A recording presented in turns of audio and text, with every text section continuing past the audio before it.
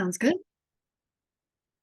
Hey, this is Robert, and thank you for tuning in to Station Square. Hope everybody's doing well out there and, staying cool. I mean, it's definitely cooled down, but it's going back up, so, you know, that's LA for you. But today we're going to be chatting with somebody who's been in the industry for a while, and they're, currently making a short film, that they are doing a lot of other acting stuff. So we're going to be talking with Zoie Ellis. Am I saying it right? Yeah, absolutely, you are. Okay, great. Because I sometimes butcher names. That's kind of like a running gag, I suppose, for the podcast. So thank you for joining me on this lovely afternoon. Yeah, absolutely, Robert. Thank you so much for having me. Excited to be here. Yep, anytime. So I guess to start this off, I guess we could just quickly just talk about how this year has been for you, just to do a quick little recap of, 2023, what you've done, and so on and so forth. Anything in between that you want to share? Oh, yeah, for sure. So 2023, I think everyone in the industry has felt the lull of the past 5 months with the writer's strike and the SAG-AFTRA strike. Hopefully at this time, it's currently September 26th, and we have a tentative agreement in the news, waiting to hear more on that. But in that regard, acting has taken a little bit of a slowdown, but I think what that helped me do was really just tap into the other aspects of my life that I really enjoy. I got to do a lot of traveling this summer, which is always nice. I moved here to California from Texas, and this summer was the first time I had the opportunity to go up the coast, and I got to see all the way from LA up to San Francisco on the 101. So that was really, really lovely, getting to see different pieces of the state that I didn't get to see before, and was able to do a couple of short films before the strike went into effect, which are now in post-production, and slowly seeing those clips kind of rolling in has been really lovely as well. And now I'm ending the year with producing my own film. So it's definitely been a artistically fulfilling year, as well as just a fulfilling year in all of the other things that I like to enjoy outside of acting. Yeah, for sure. And I know with everything that's been happening, I glad that we've reached an agreement with the writers. It's just a matter of time until we don't know what's gonna happen with SAG or anything else that is happening right now. But we can only pray and hope for the best. Mm. Um, yeah, there's a lot that I could go on about the strike, but I think for the sake of time, we could just go right into, how you got started and going over your background and, just share, just childhood stuff that you may. Yeah, yeah. How I got started. I wish I had a story like there where there was an inciting event of, oh man, I have to be an actor. But it's funny, I was actually listening to a podcast with Jessica Chastain this morning, and she said something very similar to how I feel like I knew that this was my path, where she was seeing a production and she saw the actors on stage, and it wasn't a sense of, oh, I want to be that, I want to do that. It was a sense of recognition of, oh, I am that. Like, that's me, that's who I am. And I think that that is what being creative has always felt like for me. It feels as inherent to me as breathing does. And I think acting is the beautiful crux of where we take all that creative energy that we have as individuals, and we funnel it into something that becomes an embodiment of the human experience, and then we get to share that, and we call it storytelling, right? And we get to share that with other people. I think that is really, really beautiful. And no matter where you find yourself in a timeline or what you find is going on out in the world, that is very much a grounding piece of our humanity that I've seen everyone relate to. I've always had a really deep appreciation for that. So it was just kind of the natural path for me to pursue that further. I was a rambunctious kid. My mom will tell you that I came across as a bit of a know-it-all, I suppose. And I started in choir first, with voice lessons. And that eventually led to musicals. And I was doing musicals, and that eventually led into plays. And I was really, really enjoying all of that. I did theater through middle school, through high school. I was the president of my drama club. I got my Bachelor of Fine Arts degree in acting from the University of Houston. And then I moved out here to California, and I'm still acting. I also really enjoy writing. Um, with this project that I referenced earlier coming up, this will be my first time directing something that I'm also acting and writing. So I'm excited for that challenge to get to tackle that in a different way. But yeah, that's kind of how I got here, and why I love it, and why I think that even when it does feel hard to be a participant in this industry, those are the things that keep me going and that I hold on to. Yeah, so for your experience, like, I know that you've been doing choir and doing a lot of this stuff as a kid. Um, what were some of the biggest, like, advice or lessons that you really got out of it from when you were a child and that it still carries with you to this very day? That's a great question. I I think one of the best lessons I ever got through uh, it was in my it was in my middle school theater class. I was doing a production of like Alice in Wonderland. And I was playing the rabbit, and I was really caught up in just like and I think everyone, I mean, I hope everyone does this. I know I do it, but caught up in like in the feeling of, am I doing this right? Like not only am I performing on stage, but I'm also like a 13-year-old girl. There's a lot of insecurities running around in your mind. And I think that that energy, like that nervousness, was really coming across in my performance, which I didn't have a lot of when I was a kid, because when you're a kid, everything is like the world opens up to you, right? And I remember I had a drama teacher, Rebecca Brummett, and she was like, Zoe, you got to listen. It's not about you. And I'm not saying that in a mean way, but if you find yourself in your head like that, you just root it back into the story. Like, what is the story that you are trying to tell? And what is the story that you and everyone else in this production is trying to move the audience with? And I think that helped me get some perspective on like what it is that I was doing. And so even now, when I find myself like really in my head, whether it be about like technique or confidence or capability, I try to root everything back into, what am I trying to achieve with this group of people? What story are we trying to tell? And that grounds me in the greater mission of all of this. So that's something that I learned at a young age that has stayed with me. Yeah. And for everything else that you do, that's kind of like a philosophy that you would use as like, that also applies to day-to-day life. Oh yeah, absolutely. I am very much a people person. I grew up as an only child. I have a single mom, and it was always really just me and her. And I think that what that instilled in me is this love of people, because it was like, oh my goodness, I'm kind of craving this interaction with people. And then I went out and I found it, and you really see like there are really amazing people out there in the world. And getting to, I think theater specific, because I have a really big theater background, I think theater people specifically, they have this energy that lends itself to creating community. I mean, that's the birth of theater. That's the idea of it, right? And so I really fell in love with that mindset. And then it started bleeding over just into my everyday life, because I think that we need each other. We need each other to be the best versions of ourselves. And so I definitely see how that parallels not only with how I approach like my creative work and my artistic endeavors, but very much my everyday life, and how I choose to move through the world and the connections that I make. Yeah. And you mentioned you grew up in Texas, correct? Yeah.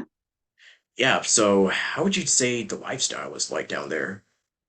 So I grew up in a town called Leak City, which is, I always tell people if you're going to drive from Houston to Galveston and you need a bathroom break halfway through, you probably stopped in my hometown. So we were right there in the middle of these two bigger cities. And I grew up on the bay, on Galveston Bay. So it was definitely the kind of town with a mentality of this is life and this is how we do things. And it felt very much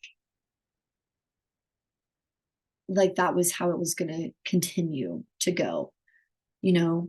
And in a lot of ways, I think that's really lovely because I grew up in a place where people know your name and they know your family and they're going to take care of you.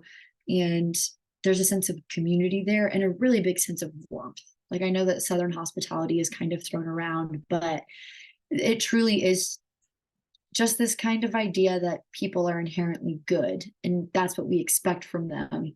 And when you move with that expectation, usually you get it. I like to think that you find what you seek. Um, so that was really my upbringing. And like I said, I was raised by a single mom. So it was me and her in Leak City. And in terms of like who I am and how I think it contributed to the woman that I am now, there is a certain level of grit that you learn growing up in a town like that, just because if you want something bigger than your town's radius, you really, really have to go and get it. And it's not something that feels, oh, of course you're going to go to college out of state, or like, oh, of course you're going to maybe eventually move to California. So I think it really taught me how to question, like, what do I want out of life? And to really examine who I am and what I wanted and how I was going to get it. So I'm grateful for that in that weird kind of paradoxical way. Yeah.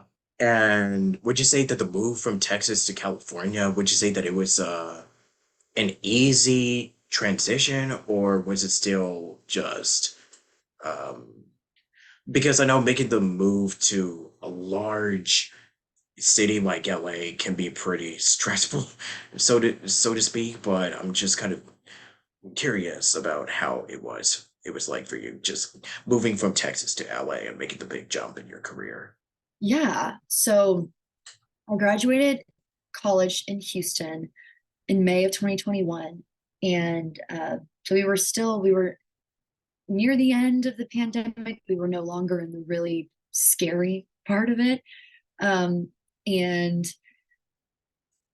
I was just feeling super stuck and not really sure how do we move from here? What is the world going to look like when this all comes to a head? And I started applying for housing jobs actually in California because I put myself through my bachelor's degree on my own and I was a residential advisor at my college. So I had a lot of housing experience, which granted had nothing to do with acting, but it's something on your resume. And there were these residence advisor jobs popping up in Santa Barbara. And I thought, well, okay, that's not too far from LA. Why don't I just apply and see what happens? And maybe that could help me transition because I knew that I wanted to pursue TV and film pretty heavily. And so that Los Angeles was the place to be. And I just love California. I love the geography. I love the weather. I love the feeling of the West Coast. So I couldn't sleep one night and I applied for that job. And it was like 4 o'clock in the morning. And then a couple weeks later, I got an interview for it and I got it. I got the job. And I found out in like, okay, 2 weeks, we need you to be out here and you're going to be completely moved in. And I accepted. So I graduated college. And then a week later, I moved out to Santa Barbara. And so, in terms of the actual transition of like trying to find a place to live when you're not already in the city, admittedly, I had an easier path because I had this residence advisor job that was going to pay me, but also house me. And I had like a meal plan with the college. So I didn't have to worry about like finding an apartment, but it was only for the summer. So when the summer ended, I knew that I wanted to move to Los Angeles. And that is when I got on Facebook Marketplace and found a sublet. And I met my roommates who are now my best friends. And I moved in and have just been kind of taking it day by day in that regard. And in terms of the industry, I didn't know I think I knew two people, maybe three people out here who had like come and talked to us, and that I was gonna text and be like, hey, I don't know if you remember me, but I'm the eager one that was asking you about LA, and I'm here now. Um, so I just kind of leapt a little bit, and I felt like if I want to do this, I need to be in the place where it's happening, because there are just certain things, like this interview, for example, that might not come to you unless you're in the place where things are happening. So I didn't have a lot in my pocket in terms of there are people waiting for me in Los Angeles. I very much was in the mindset of I'm going to have to go and just be there and be really scared for a little while and trust that I will figure it out. And there are some days where I'm like, was that kind of stupid? But then there are other days where I'm like, that's just life and you just have to do it. Um, but yeah, that was the transition from Texas to Los Angeles. I drove out here with my mom. We like drove through the desert and everything. And the crazy thing about Texas is that it's a 24-hour drive from my hometown to where I live now. And the first day is just getting out of the state of Texas. Yeah, it's traffic for you. It was just such Yeah. a big state. Like it's 12 hours to get from Houston to El Paso. Yeah.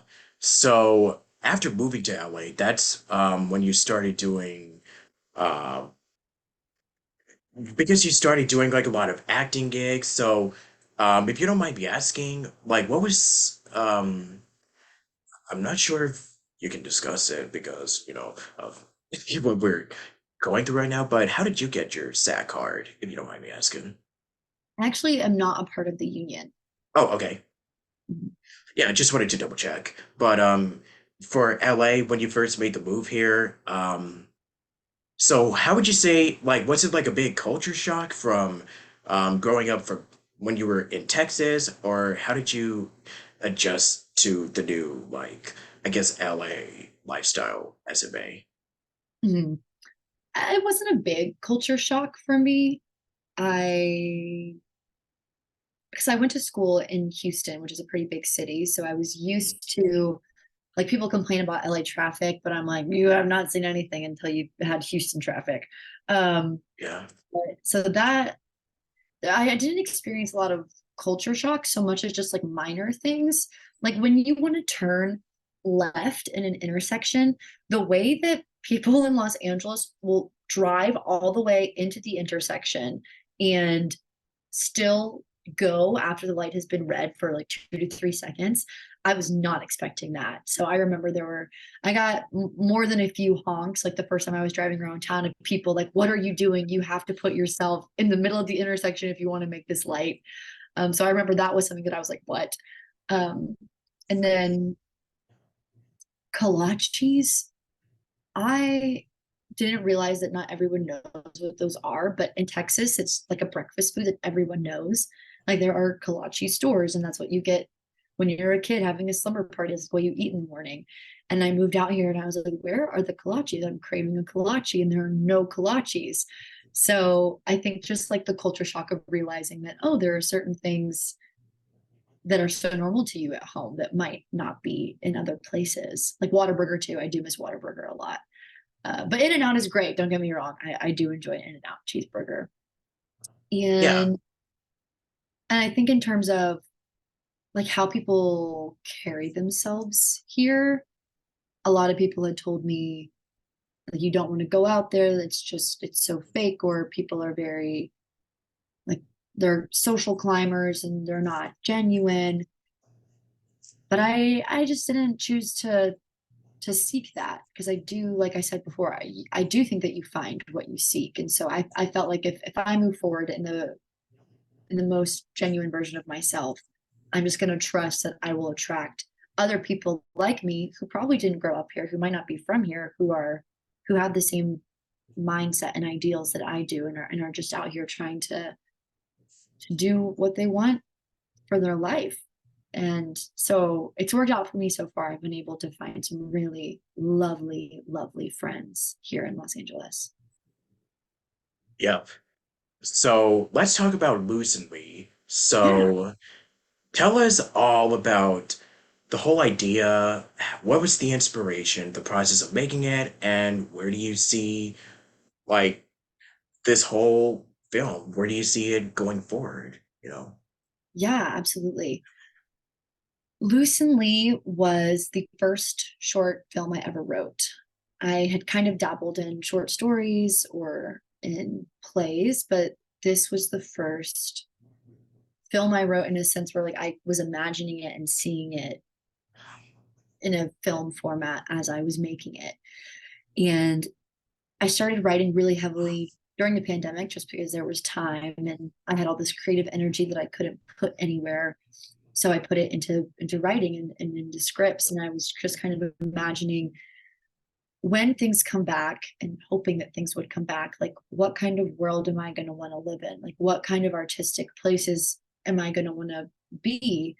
And that was what made me want to write. And then specifically for Luce and Lee, I was still living in Texas and I was thinking about, well, I do want to leave home. Like I do want to move away on my own. And I do want to, I guess, make myself separate from my family in that sense, not in a bad way, but just in a way that's, if I'm going to make the choice to leave, I'm going to have to reconcile those consequences. So I started having this conversation in my head of like, what do I owe people? And what am I like? What are my responsibilities? What is this sense of duty? And that conversation became Luce and Lee, and each character was almost like a different side of that argument. And I wasn't necessarily looking for an answer so much as I guess I just needed to talk about it in that way. And that was how the film came forth. I'm always really interested in not the results of something, but how it happened or how we get there or how we move through difficult places, if that makes sense. It's something that I talk about a lot on our Seed and Spark page, but one thing that I have written there is I've heard about resilience and like what that means, but what I really wanted to explore was what is the murky path of resilience? Like, what does it actually look like to be resilient in that way? And so Luce and Lee became that exploration. And Yeah. there were other parts to your question. Let me see if I can remember them. So that is how I wrote or like why the film. Yeah. What was the second piece of your question? I think it was like, what was the whole, like going through the whole process, because I know you kind of alluded to it before, but just the overall process of even making the movie, like of shooting, filming, and just what you've learned, just anything. Yeah. So we actually haven't started principal photography yet. Okay. The journey of Luce and Lee so far, I wrote this back in 3 years ago now. So like September of 2020. And I've been sitting on it because I moved to LA and there were a lot of life changes. And I have a friend who's a DP who lives in LA, who's also from Houston, who went to the University of Houston. And I sent it to him just because we were just talking about like creativity one night. And he sent it back to me and said, I think that you should make this. Like, I think that I want to make this with you and that you should direct it. And I was like, I don't think I should direct it. I'll act in it. But I don't know anything about filmmaking. Like I've really only ever been an actor and a writer. I don't know how to be a producer, like how to get a team or really even like what is needed for this to happen. Our DP and the friend that I'm talking about, he was like, well, I can do that. Like we can make it work. Let's do it. And so that was how we started taking this off the page and how it became something that was going to be tangible. So he has been really, really lovely on like the pre-production end of things and getting the fundraiser up and running. So he was the one that was who told me about Seed and Spark, which is where we're housing the fundraising campaign. He's like, I heard about this platform. I think that we should do it to help raise the funds. Because one thing I really wanted to prioritize was, obviously I'm a young filmmaker. I'm not necessarily sitting on thousands of dollars to produce my own work all the time. But I do think that it's important, like the power of our stories, especially from youthful perspectives. And I wanted to feel like I could employ people, like pay them for the art that we were all going to create together. Because that's the other scary part about this industry is like, can I make a living out of this, or is it a hobby or a dream? So that's why I wanted to start the campaign to raise enough funds to, pay my crew a living wage for what we were going to be doing. So we launched our campaign at the end of August, and I think we're in our second or third week now in September. And so we're raising the funds on Steven Spark, and we'll be starting principal photography on November 17th in Houston, Texas. So that's very exciting. And then we're going to be hopefully getting into the festival circuit by spring of 2024 after posts and everything is done. But to speak to the third prong of your original question, where do I hope that this goes and what do I hope Lucenly becomes, my plans for it? Definitely distribution, like get it out there. I want to submit it to any film festival I can get my hands on, even the ones that I haven't heard about yet. I want this story to be known, and I want the people who have worked on it, who will continue to work on it, to see their work distributed beyond their hometown. And there's like no better feeling than, oh, a film festival in Colorado is really interested in this, and you start to think about all these people that you never know, and I might never know, who could watch the story and be moved by what we all did. And I think that that is kind of the electric part of all of this, especially with film and television, because in this industrial internet world that we live in, you never know who could be impacted by the work that you put in. And there is a piece in that that I think makes it feel worth it. Yeah. Right on. And so I guess that's pretty much what we're gonna be. I mean, I know that it's gonna be coming out sometime next year-ish or so. So I guess we can, at least we have some information that can get us, that can tie us over, in the meantime until it eventually releases.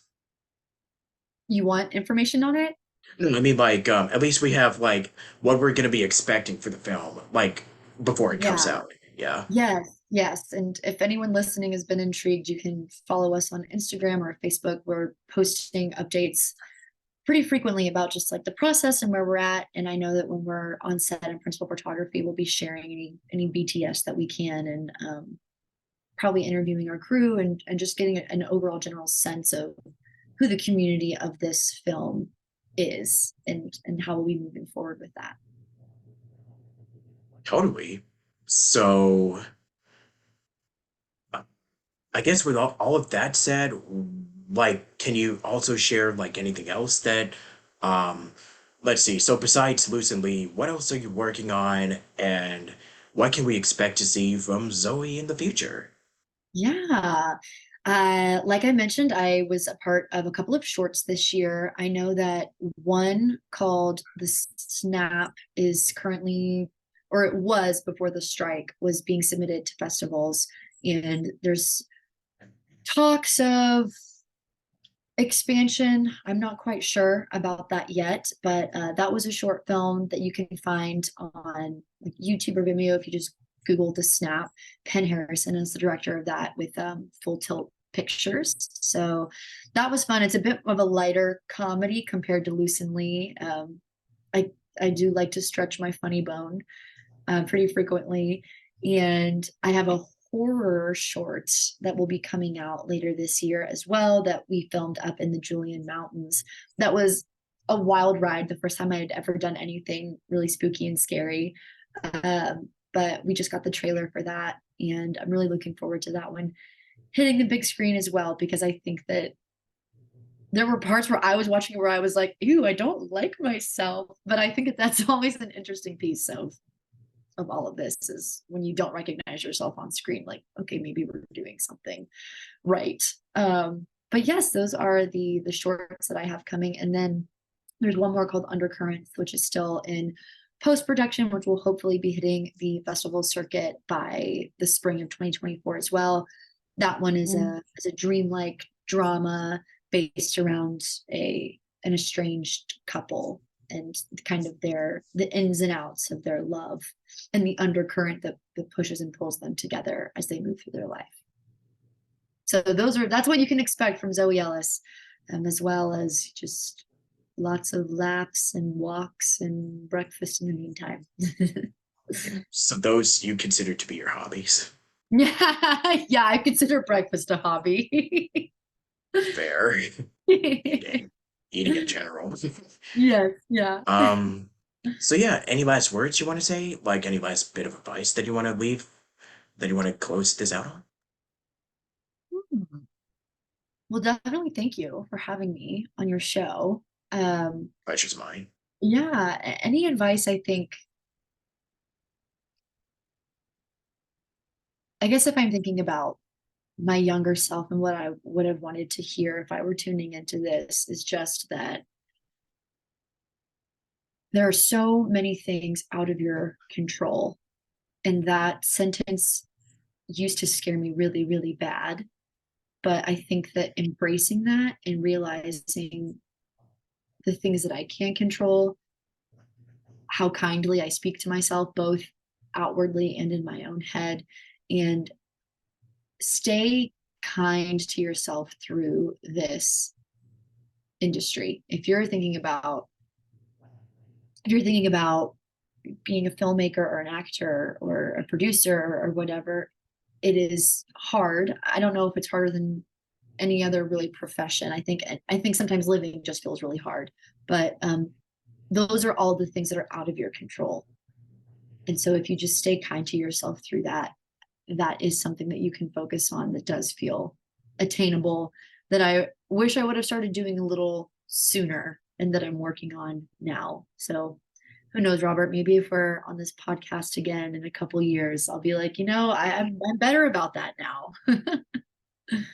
Yeah, totally. And I do plan on doing a follow-up at some point, so Yeah, we'll stay see. We'll tuned. see how my kindness is going. Yeah. Um, because there's like a lot of other topics that we could discuss, like, um, self-care, like, fitness or working. I don't know. I'm kind of into that, getting physical activity, just getting the blood rush and stuff like that. So maybe we'll do a part two at some point, but we'll see how this year goes. Um, let me see. So I guess you could just share your social media and I think we should be good. Like if you have any last goodbyes or anything, that'll be it. Yeah, for sure. My social media for all listening, if you want to follow my personal account, is just at ZOIE_ELLIS. And if you want to stay tuned with everything we're doing with my Loose and Me short film, you can follow at Loose, LUCE, and AND, Lee, no, LEE, on Instagram. So those are the best ways to really kind of keep up with what I'm doing. And thanks y'all for listening. Thank you, Robert, for having me on. This was a fun little surprise to start my Tuesday, not start my Tuesday, but to continue my Tuesday with. Yep, anytime. And this should be going up at some point. If not today, then later this week. But yeah, I don't know. Scheduling, am I right? So thank you for watching, and I'll see y'all next time. This is Robert Jackson signing out, and until then, have a lovely day and keep fighting for what's right and what you believe in. And until then, love y'all. Take care. Bye. Bye.